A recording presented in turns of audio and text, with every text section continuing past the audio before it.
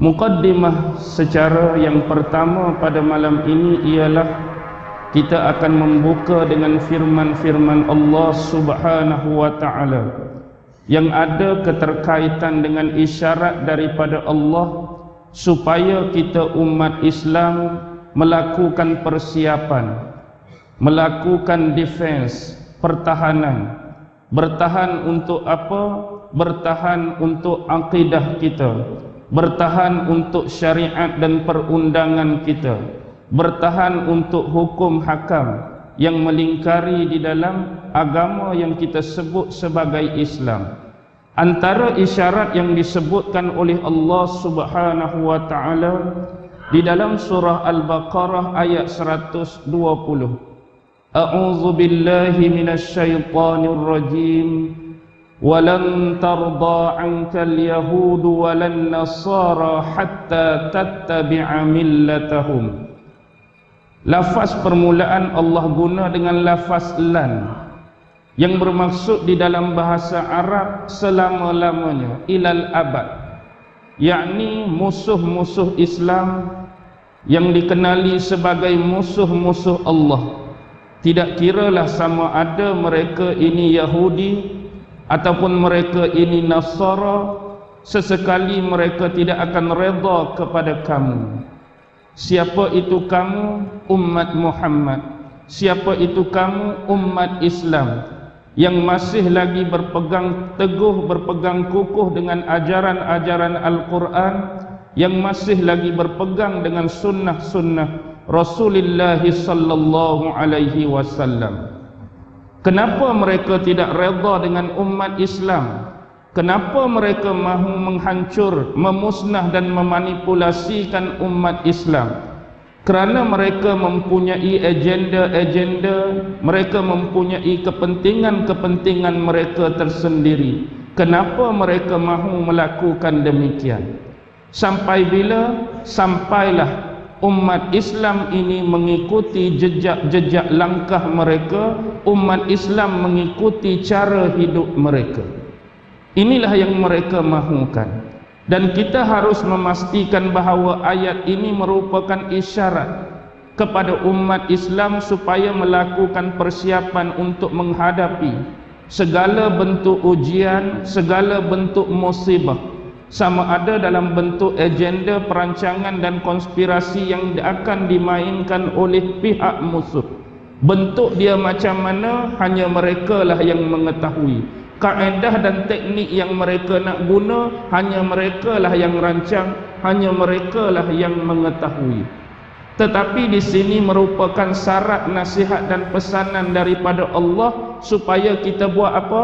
Supaya kita buat persediaan, memperteguhkan akidah kita sebagai umat Islam, agar akidah yang sama-sama kita sayang, akidah yang kita duk pegang, akidah yang kita duk anut tak terlepas daripada diri kita sebagai umat Islam. Panduan kedua yang diberikan oleh Allah Subhanahu wa taala boleh merujuk kepada surah yang sama, yaitu surah Al-Baqarah ayat 217. A'udzu billahi minasy syaithanir rajim. وَلَا يَزَالُونَ يُقَاتِلُونَكُمْ حَتَّى يَرُدُّوكُمْ عَنْ دِينِكُمْ إِنِ اسْتَطَاعُوا. Mereka sesekali akan memerangi kamu. Siapa yang akan memerangi orang Islam?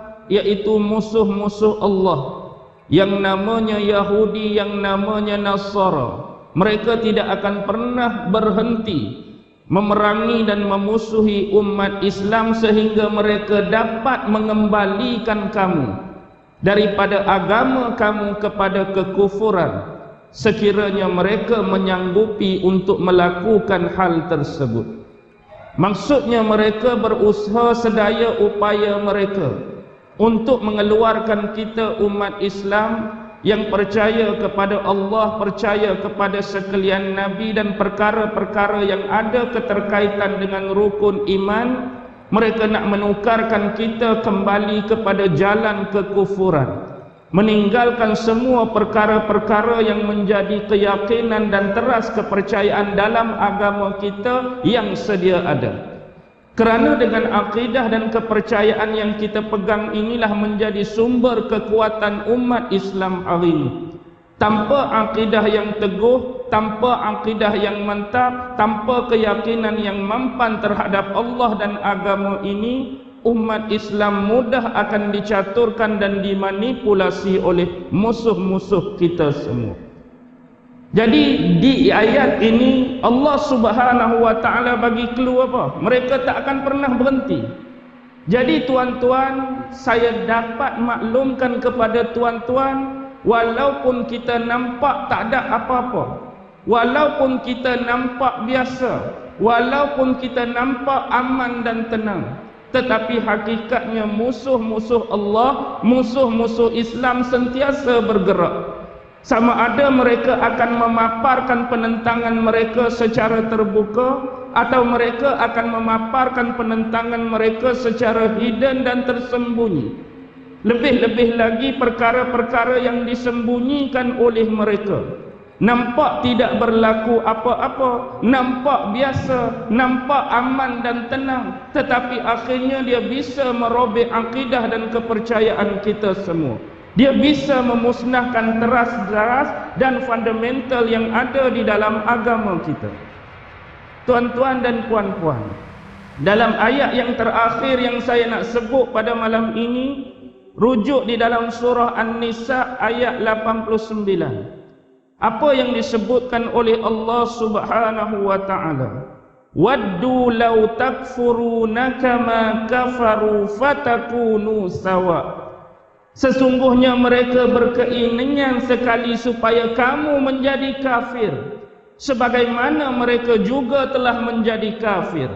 Dan sekiranya benda ini benar-benar berlaku, kita semua telah menjadi kafir dan mereka juga sedia telah menjadi kafir, maka tidak ada bezanya lagi antara kita dengan mereka. Sama sahaja di antara kita dengan mereka, kerana kedua-dua kelompok telah menjadi musuh kepada Allah Subhanahu wa taala dengan disebabkan kekufuran yang telah dilakukan oleh kita. Maksudnya apa keinginan yang mereka nak? Kita jadi kafir. Apa yang mereka nak? Kita jadi kufur. Sebagaimana mereka telah lama menjadi kafir, mereka telah lama menjadi kufur kepada Allah. Ketiga-tiga ayat ini tuan-tuan dapat membayangkan kepada kita akan peri pentingnya kita mengawasi setiap agenda, setiap gerak kerja yang dimainkan oleh musuh-musuh Allah. Bagaimana mereka sentiasa bersengkang mata, mereka sentiasa berdaya usaha, mereka sentiasa bersungguh-sungguh untuk memastikan agar kesekalian yang ada pada umat Islam, sama ada akidah dia, sama ada syariat dia, sama ada akhlak dia, sama ada moral dia, sama ada ekonomi dia, sama ada tarbiyah dan pendidikan dia, akan sama sekali dihancurkan oleh mereka. Sekalipun tidak dihancurkan, sekurang-kurangnya mereka dapat menukar bentuk-bentuk acuan baru di dalam pemikiran umat Islam yang mana jauh daripada landasan cara Islam memahami hal tersebut dengan cara yang sebenar. Bila kita mengembalikan semula kepada perkara pokok tajuk yang kita nak bicarakan pada malam ini, tuan-tuan, antara cara hidup yang dicanangkan oleh mereka supaya umat Islam ini mengikuti mereka, apa dia? Mereka mendatangkan ideologi-ideologi dan bentuk-bentuk pemikiran, yang mana bentuk-bentuk pemikiran ini bukannya berdasarkan kepada wahyu, bukannya berdasarkan kepada sunnah-sunnah daripada Rasul dan Nabi-Nabi sebelum ini, tetapi berdasarkan kepada akal fikiran mereka, berdasarkan kepada rasional dan logik yang dimainkan oleh mereka sendiri. Kenapa mereka mengklaim? Kenapa mereka cipta? Kerana apa mereka menubuhkan benda-benda ini semua? Kerana untuk menyaingi konsep keagamaan yang dipegang oleh orang Islam, supaya dengan pemahaman-pemahaman yang ditaburkan kepada mereka, ideologi-ideologi yang ditaburkan oleh mereka ini dapat menyaingi konsep agama yang dipegang oleh umat Islam sekarang. Antara ideologi yang dibawa oleh mereka ialah ideologi yang kita namakan sebagai Samawi. Apa dia Samawi? Samawi ialah berbentuk kepada agama yang diturunkan daripada langit, yang merujuk kepada Yahudi dan Nasrani. Sebenarnya kalau kita meneliti secara ikhlas dan jujur, adakah orang-orang Yahudi suka sebenarnya kalau dia mengeluarkan kita daripada Islam dan nak minta kita masuk Yahudi? Adakah itu sebenarnya target dan tujuan mereka? Tidak. Tetapi sekurang-kurangnya apa yang menjadi cara hidup Yahudi hari ini, apa yang menjadi cara hidup Nasrani hari ini menjadi ikutan bagi umat Islam, walaupun dia masih kekal sebagai seorang Islam. Semalam saya dah sebut dengan panjang lebar, hari ini tidak menjadi apa-apa bagi mereka dengan setakat pengakuan. Mereka tidak menjadi apa-apa dengan kita menyebut aku Islam, aku beragama Islam. Tetapi yang lebih jauh mereka nak ialah bentuk akidah yang kita pegang sekarang adakah sama dengan landasan sebenar yang diajarkan oleh Allah menerusi nas Al-Quran, ataupun sama seperti yang diajar oleh Rasulullah menerusi sunnah dan teks-teks hadis baginda. Bagaimana pula dengan kehidupan kekeluargaan? Bagaimana pula dengan lifestyle kita? Bagaimana pula bentuk tarbiyah dan pendidikan kita? Adakah sama seperti yang disarankan dan dinasihatkan dalam agama? Atau sebenarnya kehidupan kita sebenar, walaupun sudah nama orang Islam, mengaku beragama Islam, tetapi lifestyle kita memang amat-amat jauh daripada Islam yang diajarkan secara sebenar. Itu sudah memadai bagi mereka.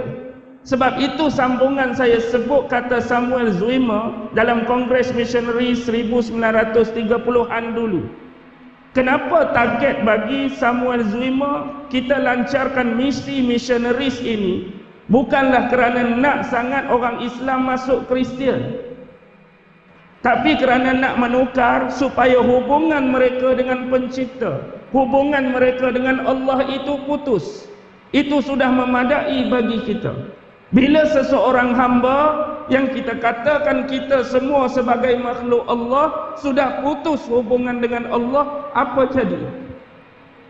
Kita semua tahu perkara tersebut. Apa akan jadi sekiranya seorang hamba memutuskan hubungan dengan Tuhan dia? Apa akan jadi kita sebagai umat Islam memutuskan hubungan dengan Allah? Apa akan jadi sekiranya umat Islam memutuskan hubungan dengan Nabi? Apa akan jadi sekiranya putuskan hubungan dengan agama? Apa akan jadi sekiranya putuskan hubungan dengan syariat? Kita semua tahu jawapan dia. Dan inilah yang dimahukan oleh mereka. Kerana apa mereka sebenarnya tak mahu kita keluar agama masuk Kristian? Sebab mereka tahu dalam amalan dan ibadat Kristian juga sudah lama dirosakkan.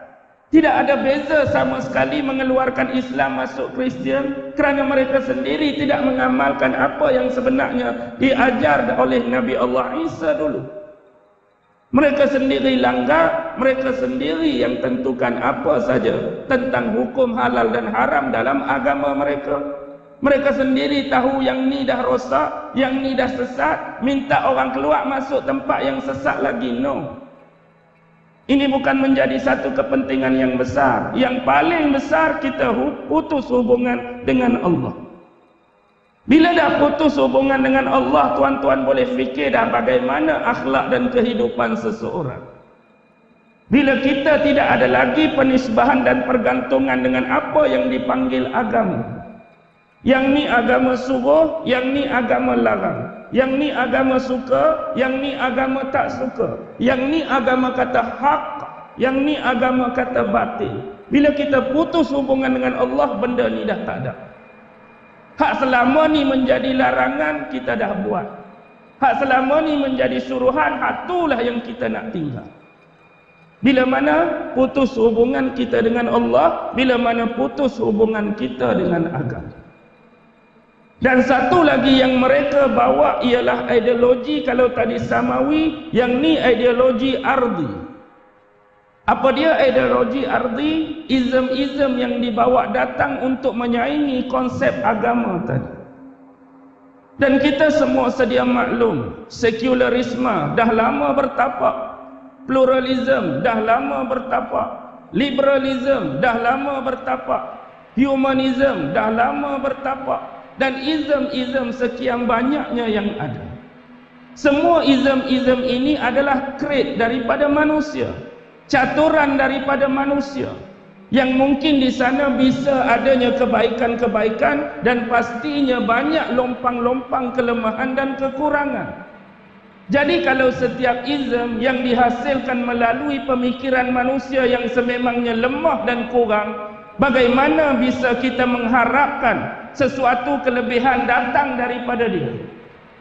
Kita dah tahu kita manusia ni lemah, kita manusia ni kurang. Tiba-tiba kita create satu sistem, kita create satu perundangan, kita create satu pentadbiran dan pengurusan yang kita harapkan apa yang kita buat tadi boleh lawan agama. Yang kita harap benda tu boleh menyaingi apa yang didatangkan daripada Allah. Tuan-tuan cuba fikir, masuk akal atau tidak?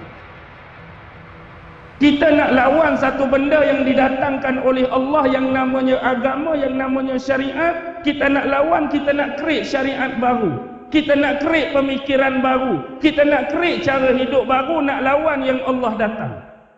Kalau tuan-tuan punya akal yang bersih dan murni, tuan-tuan ada jawapan untuk persoalan ini dengan tegas. Walaupun di sana kita tak pernah nafi, di belakang setiap ism ada ribuan pemeluk, ribuan penganut, ribuan follower. Tetapi tuan-tuan, manusia tidak akan pernah puas sekiranya yang nak dilayan ialah kehendak dan hawa nafsu dia. Buktinya ism tak pernah berhenti keluar. Ini bukti manusia tak pernah puas. Kalau manusia puas, ism yang pertama dah mencukupi dan memadai. Okey, kita katakan ada satu ism yang pertama, nama ism sekian-sekian. Kalau manusia dapat kepuasan dengan ism tu, tak ada lemah, tak ada kurang, dia tak keluar hak lain. Oi, kami puas hati sungguh selepas meninggalkan agama Islam, menganut ism ni, faham ism ni sempurna, lengkap, komplit, cantik, beautiful. Tapi sat-sat keluar hak ism ni. Pasal apa? Boringnya ada lemah sini ni, aku buat ism ni. Hak ni pula boring, lemah, hak ni ism ni. Lepas tu tak berhenti, hak tu keluar, hak ni keluar, hak tu keluar, hak ni keluar. Ini menunjukkan apa? Barang-barang ni semua ada kelemahan, sampai perlu di-create ism-ism yang lain untuk memenuhi keperluan dan hawa nafsu manusia. Sampai bila?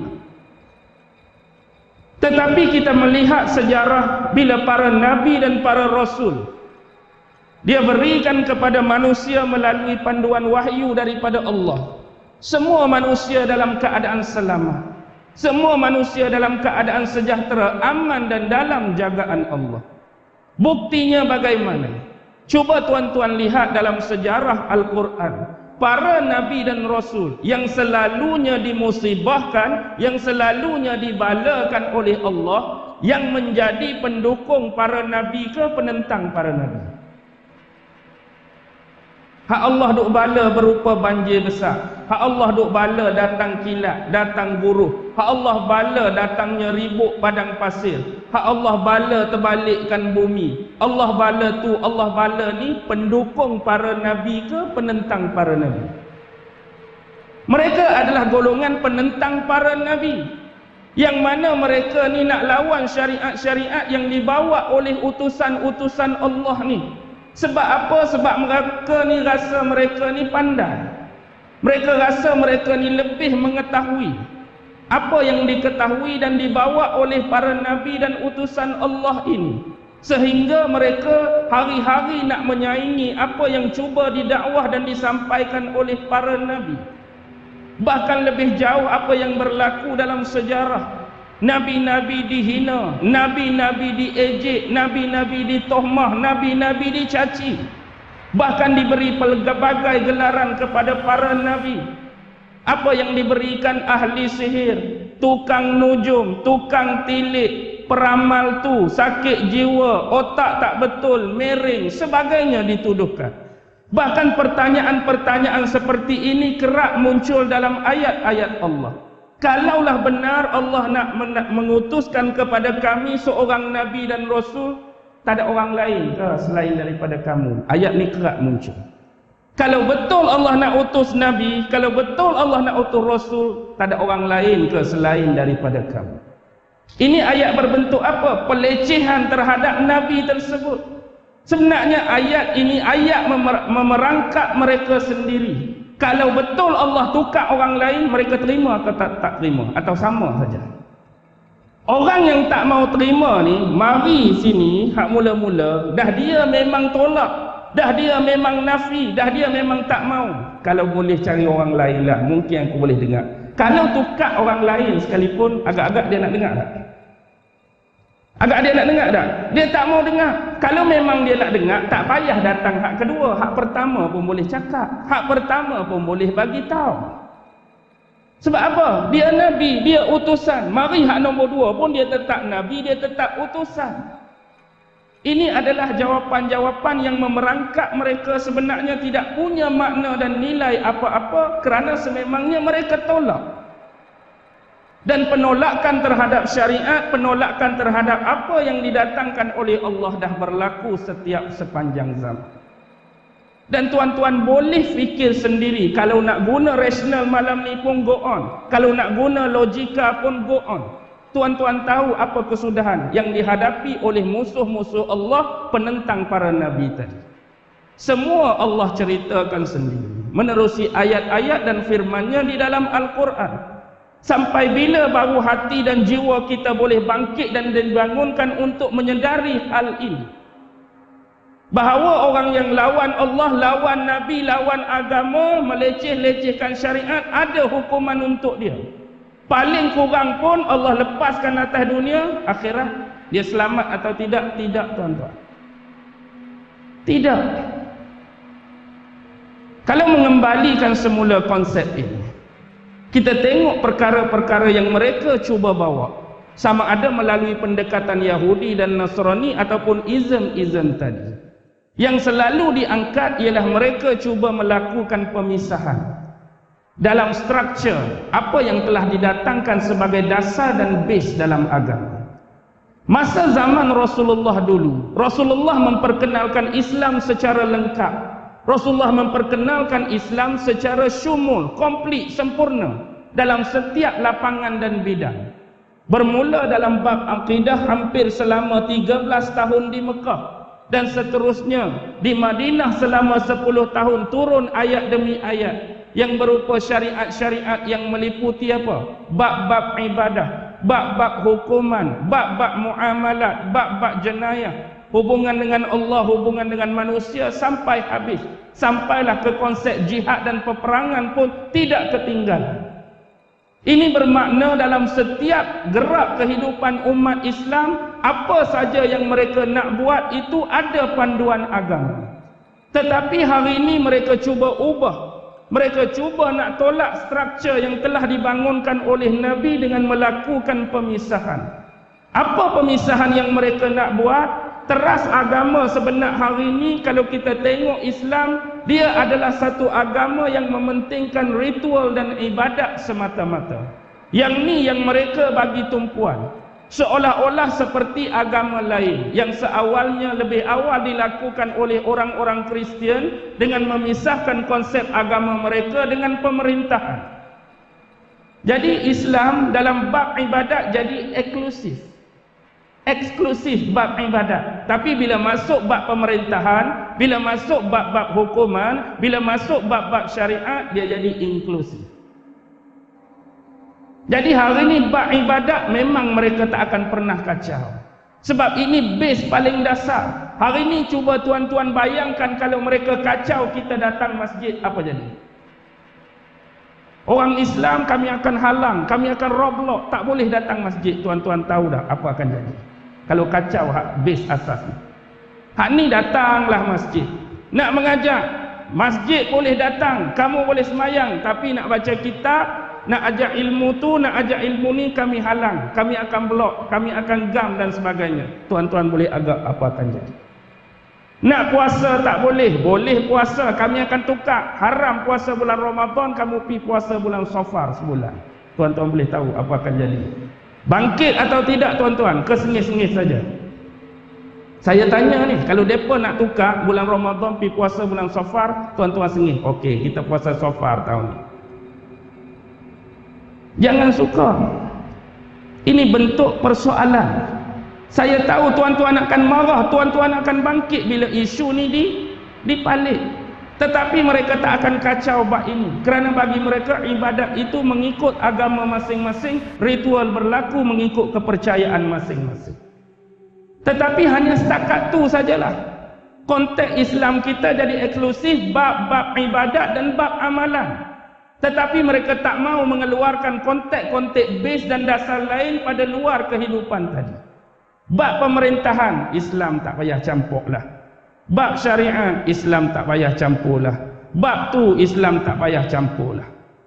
Jadi bila Islam dikekang, Islam tak boleh campur, apa akan jadi tuan-tuan? Kalau dalam bab pemerintahan sebagai contoh, kita nak gobal satu perundangan, kita nak buat sesuatu akta, atau kita nak buat sesuatu benda yang baru. Jadi bila kita tolak acuan agama, apa akan jadi? Bila ada acuan agama, perkiraan dia masih lagi bertakuk pada soal boleh ke tak boleh ni mengikut agama, halal ke haram ni mengikut agama. Orang masih mempersoalkan demikian bila agama masih lagi jadi panduan. Tetapi kalau agama memang dibiarkan terus, apa jadi? Adakah sesuatu benda yang kita nak buat, sama ada perundangan ataupun akta-akta baru, orang akan fikir lagi soal halal dan haram? Orang tak fikir dah, sebab agama tak terlibat dalam pemerintahan, agama tak terlibat dalam pengurusan, agama tak terlibat dalam pentadbiran. Ni apa nak masuk-masuk bab agama halal haram ni? Mereka nak demikian. Tuan-tuan nak ke tak, saya tanya? Pakcik jawab tak nak. Saya pun tak nak. Mana mungkin soal halal haram boleh tak boleh hanya bab ibadah. Hak lain, kalau macam tu, berzina boleh ke tak tuan-tuan? Tak, kalau kita kata hak takleh tu boleh tu bab ibadat, berzina bukan ibadat, tak ada halal haram, jadi boleh ke tak boleh tuan-tuan? Dia jadi boleh dah lah. Minum arak bukan bab ibadat, minum je, benda harus, jadi boleh minum. Tuan-tuan nak ke benda ni berlaku? Semua orang tak nak. Tapi acuan-acuan yang dibuat memang itulah cara bentuk kerja dia. Nak menafikan komplit dan syumulnya Islam setiap lapangan hidup dan lapangan bidang, tolak agama, memang kita akan hancur. Sebab nak kira bab ibadah, bab ibadah ni walaupun anda rasa eksklusif, bila hak lain hancur, anda juga akan menunggu masa hancurnya hak eksklusif. Hak lain ni kita tengok orang semayang, orang baca Quran, orang puasa, orang zakat, orang buat ibadah dan amalan lain kerana teras akidah yang dipasang dulu dah kemat. Sebab bukan saja mereka ambil berat soal ibadah dan soal amalan, dia akan terbawa bila kita ambil berat soal dasar. Maksudnya lepas ni jumpa arak, nak minum ke tak mau minum? Kalau jenis orang kaki semayang, tak mau minum dah, tak mau berzina dah, tak mau berjudi dah, tak mau menipu dah, tak mau buat benda hak tak elok dah. Kita akan kikis, kita akan tepis, kita akan nafi. Tetapi dalam masa yang sama, bila kita tolak persoalan hukum halal dan haram dalam kehidupan, buat tu boleh dah, buat ni pun boleh, buat ni ikut aku nak buat ni ikut aku nak buat ni ikut nak kedak. Hak luar kita ikut suka hati kita. Tuan-tuan cuba bayangkan, daripada perkara-perkara yang berlaku ikut suka hati, tak ada panduan agama, tak ada halal haram, tak ada boleh tak boleh tadi, adakah anda mengharapkan hak eksklusif tadi, orang-orang hak buat benda tu tadi akan semayang bersama anda? Agak-agak mereka akan semayang sekali dengan kita lah, orang-orang buat hak di luar tadi. Persoalan dia, hak tadi arak boleh minum, berzina boleh, rempit boleh, menonggek boleh, apa, anda harapkan dia akan datang semayang sekali dengan anda kan? Otomatik bila dah kehilangan generasi yang teras ini, anda harap tak generasi ini akan mengeksklusifkan lagi ibadah dan amalan? Tidak tuan-tuan. Bahana dia bermula hancur di sini, hak eksklusif yang kita duk jaga juga akan selesai. Akan padam tuan-tuan. Ni hak duk jaga ni ramai dah tak semayang ni. Betul ke tak betul? Hak duk jaga dah ramai dah tak mau puasa. Hak duk jaga dah ramai dah duk caci maki mak sendiri, derhaka kat mak, kata macam-macam kat mak. Mak tak bagi duit duk sepak mak, acu pisau kat mak. Macam-macam dah jadi. Kerana apa? Kerana kita tak terapkan agama dalam semua lapangan. Kita duk sibuk pasal ibadat dan amalan, hak lain kita cuci tangan. Besok Allah tanya tak semua ni? Allah tanya. Apa yang kita dah buat? Tu yang pertama. Yang kedua, kalau kita mengembalikan kepada sumber rujukan utama orang-orang Islam. Sumber rujukan utama orang Islam, Quran dan Sunnah. Quran dan Sunnah. Ada lagi dah hak lain? Ada lagi dah hak lain tuan-tuan? Tu biasa ijma' ulama' semua apa. Selain daripada yang kita dah sepakati itu, ada lagi dah hak lain? Hak inilah yang cuba mereka buat. Dengan mengada-ngadakan cerita, sumber rujukan yang utama bagi orang Islam bukan setakat Quran saja. Sumber rujukan utama bagi orang Islam bukan setakat hadis dan sunnah-sunnah Nabi saja. Tetapi adanya ilmu-ilmu lain, pandangan-pandangan lain, fikrah-fikrah lain, pemikiran-pemikiran lain yang kita boleh masukkan untuk memajukan Islam. Ayat tu cantik tak cantik? Kat belakang tu ramai terpedaya untuk memajukan Islam. Poin dia yang paling penting, kalau tak ada fikrah tadi, tak ada ideologi tadi, tak ada pemikiran tadi, tak ada pemahaman tadi, Islam tak maju ke dengan Quran hadis dia ada? Sampai perlu datang kamu menaburkan janji-janji berupa standard-standard tertentu, SOP-SOP tertentu, piawai-piawai tertentu untuk menentukan standard Quran dan sunnah kami. Perlu kepada ideologi dan pemikiran kamu ke untuk menguji keberkesanan dan ketulinan Quran sunnah kami? Sekarang isu dia, marilah apa pun selain daripada Quran sunnah, bukan itu base terletak pada maju dan mundurnya. Maju dan mundur sesuatu pegangan, sesuatu akidah ialah bila kita sama-sama melaksanakan apa yang diminta dalam yang kita percaya dan kita pegang. Cuba tuan-tuan bayangkan satu benda yang paling mudah. Kalau seluruh umat Islam buat semua apa yang Allah suruh dalam Quran, buat semua apa yang Nabi sebut dalam hadis, umat Islam semua tinggal apa yang Allah larang dalam Quran, umat Islam tinggal semua apa yang Nabi sebut dalam hadis, agak-agak baik atau tak baik? Memang baik. Yang jadi tak baik sebab apa? Sebab pakak nak buat, hak Allah marah. Sebab pakak nak tinggal, hak Allah suruh. Marilah apa jua acuan, marilah apa jua undang-undang, anda tak ikut benda tu, maju ke mundur. Bukan kata Quran sunnah, mari je apa pun anda langgar benda tu, maju ke mundur. Undang-undang sekolah, rambut kemas, rambut pendek, baju putih, seluar hijau, kasut hitam. Anak murid mari rambut skinhead, baju kelabu asap, seluar pendek, seluar koyak, stokin macam pemain golf, kasut sport Nike. Lepas tak lepas? Tak lepas. Pasal apa tak lepas? Dia sendiri dah langgar undang-undang yang sedia ada. Walaupun undang-undang ni mungkin manusia yang buat. Sekadar undang-undang dunia, kita tak ikut pun apa tak akan jadi. Bukan maju, mundur. Apatah lagi agama. Dan perlu ke agama ada catuan-catuan tadi. Tak cukup Quran, tak cukup sunnah, tak cukup ijma', tak cukup ni, tak cukup kata-kata ulama', tak cukup pandangan ulama', tak cukup huraian ulama', perbahasan ulama', tafsiran ulama'. Kena tambah hak kami cadangkan ni. Disiplin ni, disiplin ni, disiplin ni, ideologi ni, pemikiran ni. Perlu tak? Tak perlu sebenarnya, sebab Islam tu dah cantik dengan dua sumber tadi. Follow sebenarnya, siapa pun akan berjaya. Masalahnya orang Islam sendiri yang meremehkan dan berasa benda ni tak hebat. Alah, Quran biasa dia, alah ni biasa. Tapi falsafah ni cukup mengagumkan hatiku. Pandangan-pandangan dari profesor ni menggerakkan metabolisme dalam otakku macam minum susu Enman. falsafah tu, falsafah ni, ideologi tu, kefahaman dia rasa lebih hebat daripada ayat-ayat Quran hak dia duk baca, daripada petikan sunnah-sunnah Nabi. Itu satu hal. Satu hal yang lagi, dia cuma ambil satu. Dia ambil apa? Dia ambil Quran saja. Inilah golongan Quranis, atau lebih selesa disebut golongan anti hadis. Sumber kita satu je, Quran. Tak perlulah kita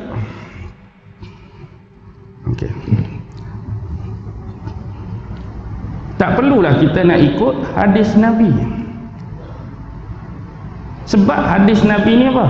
Hadis Nabi ni hak kita terima sekarang, sama ada Sahih Bukhari atau Sahih Muslim, ditulis berapa ratus tahun selepas wafat Nabi. Lebih kurang 500 hingga 600 tahun selepas Nabi wafat. Kita pun tak pasti dari sudut otentik dia, kebenaran dia, kepercayaan dia. Benda-benda cakap macam ni, sebenarnya mereka tak belajar tentang position ilmu hadis. Ilmu hadis kita ada rangkaian perawi, kita ada rangkaian sanad, kita ada rangkaian matan yang menjaga kemurnian dan keaslian salasilah setiap hadis yang diucapkan oleh Rasulullah. Sebab itulah ulama-ulama dah letakkan hak ni tahap dia sahih, hak ni tahap dia hasan, hak ni tahap dia dhaif, hak ni tahap dia ditolak, munkar ke mardud dan sebagainya. Tapi mereka tak ada semua benda-benda ni. Jadi bila mereka tak memahami position dan disiplin ilmu dalam Islam, mereka akan hentam secara kromo, hentam secara sembrono, tanpa ilmu dan fakta yang sebenar. Okey, baiklah. Kalau hari ini mereka nak tolak hadis, mereka nak tolak hadis sebagai contoh. Dalam ayat Al-Quran, ada ayat-ayat berbentuk literal yang senang untuk difahami, dan ada ayat-ayat yang berbentuk perintah yang memerlukan kepada perlakuan dan perkataan Nabi untuk mencontohkan perintah yang terdapat di dalam ayat. Contoh, kita kata dalam Al-Quran sebut wa aqimus salat, dirikanlah semayang. Tapi cara semayang, pelaksanaan semayang, praktikal semayang ada tak dalam Quran? Tak ada. Lepas tu nak semayang lagu mana? Allah suruh semayang ni. Lepas tu nak semayang lagu mana, tuan-tuan? Dah kita nak semayang, hak tuan-tuan duk buat hari ni ikut siapa? Ikut siapa? Ikut Quran ke? Ikut hadis Nabi, sunnah Nabi. Lepas tu lagu mana kita boleh tahu Nabi semayang lagu ni dulu? Sebab benda tadilah, salasilah sanad tadi berangkai. Kita ikut daripada guru kita tengok guru dia dulu naik sampai kepada sahabat-sahabat, tengok Rasulullah, cara Rasulullah praktikalkan semayang kepada semua sahabat-sahabat dulu. Dan dia jadi legacy secara turun-temurun, diperturunkan bentuk cara penunaian solat yang sebenar dan sahih macam ni, macam ni, macam ni. Tapi bila mereka nak tolak hadis Nabi, lafaz aqimus solah pada mereka tu bentuk semayang, kaifiat semayang yang mereka nak buat lagu mana agak-agak, tuan-tuan? Kita tak mahu hadis Nabi tak boleh pakai.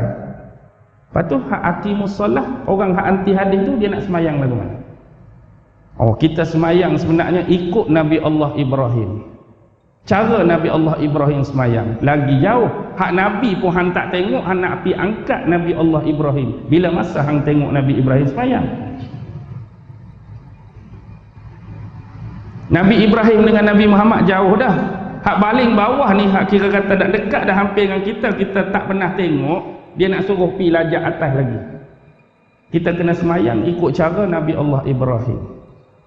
Lepas tu kalaulah dia nak suruh ikut cara Nabi Allah Ibrahim, panduan dia nak ambil tu datang dari siapa? Okey, baiklah, kalau tuan nak semayang ikut cara Nabi Allah Ibrahim, siapa pernah tengok? Siapa yang ada salah silah berangkai dia ikut-ikutlah ni, ikut Nabi Allah Ibrahim? Dia pun cerita. Kalau dia boleh cerita benda tu, kenapa hak tu dia terima, hak cara berangkai kita dia tolak? Baik, dalam Quran ada tak tata cara solat Nabi Allah Ibrahim? Ada atau tidak, tuan-tuan? Dalam Al-Quran ada tak tata cara solat Nabi Allah Ibrahim? Ada atau tidak? Tak ada. Bila tak ada, dia nak ambil, dia nak kata nak ikut cara Nabi Ibrahim semayang tu, nak ambil panduan kat mana? Dah Quran tak cerita, dia nak semayang ikut panduan Ibrahim, hak dia kata tu nak dengar siapa cakap.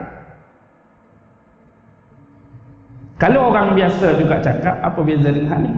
Hak dia tolak tadi. Jadi kalau hak ni dia tolak, hak ni pun kita boleh tolak mengarut. Oh, sorry. Berhenti azan tuan-tuan.